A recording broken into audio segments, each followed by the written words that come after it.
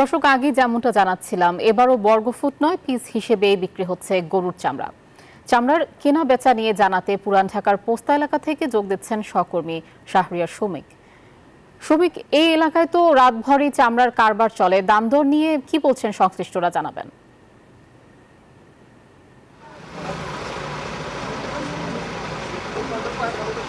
জি, আমি এই মুহূর্তে আছি রাজধানীর লালবাগের ঠিক পোস্তার ঢালে, যেখানে কিন্তু ঢাকা শহরের চামড়ার যে কারবার তার কিন্তু সব থেকে বড় বাজার কিন্তু পোস্তার এই ঢালেই করা হয়।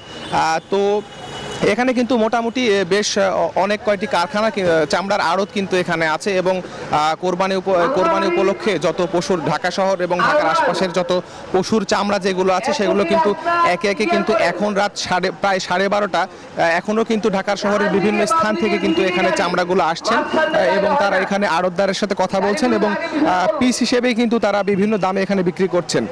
পরবর্তীতে আড়তদাররা তাদের যে ব্যাপারীর কাছ থেকে চামড়া সংগ্রহ করছেন এবং তাদের যে আড়তের প্রক্রিয়াজাতকরণ, সেই প্রক্রিয়াজাতকরণের প্রাথমিক ধাপ তারা কিন্তু এখানে শুরু করছেন।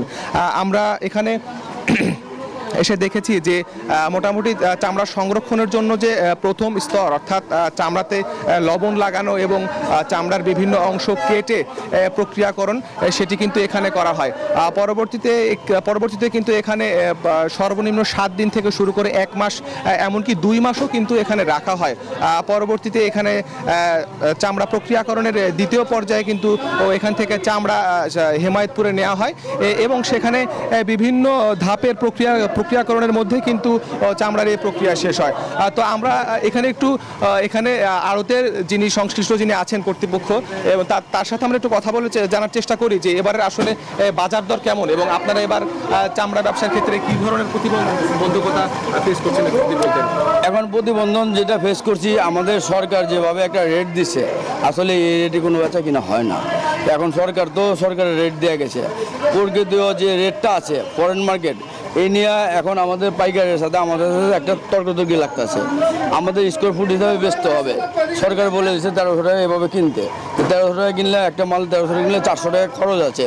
13 আর 4 কত 1700 টাকা, আমরা বেচবো কত? তখন তো আমাদের লস হয়ে যাবে। এই জন্য পাইকারদের সাথে আমাদের সাথে একটু কথা কাটাকাটি হচ্ছে।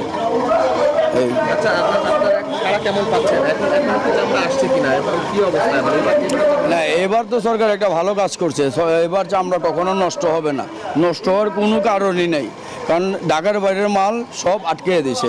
এখন আমাদের এখানে যা দেখছেন ঢাকার ভিতরের মাল, দেখেন আমাদের এখানে পুরো ফাঁকা। এখন এই সময় আপনি হাঁটতে পারতেন না যদি ঢাকার মাল আসতো, ঢাকার বাইরের মাল আসতো। বাট এখন ঢাকার বাইরের মাল নাই দেখে আমরা কোনো মাল বসতে দেব না ইনশাআল্লাহ। আয়শা, আপনি যেমনটি শুনছিলেন যে এবার সরকারের বিভিন্ন পদক্ষেপের কারণে কিন্তু যেমনটি ব্যাপারীরা ক্ষতিগ্রস্ত হয়েছেন, ঠিক সেভাবেই কিন্তু তারা লাভবানও হয়েছেন, এমনটি তারা আমাদেরকে জানাচ্ছিলেন। এবং তারা আমাদেরকে জানাচ্ছিলেন যে সরকারের এমন কিছু পদক্ষেপ যেন নেওয়া হয় যে পদক্ষেপের কারণে তারা ক্ষতিগ্রস্ত না হয়, তারা যেন লাভবান হতে পারেন এবং যারা খুচরা বিক্রেতা যারা আছেন তারাও যেন লাভবান হতে পারেন, এমনটি তাদের প্রত্যাশা। তো রাজধানী লালবাগ থেকে চামড়ার সর্বশেষ আপডেট আমার কাছে এই ছিল। শমিক, আপনাকে ধন্যবাদ।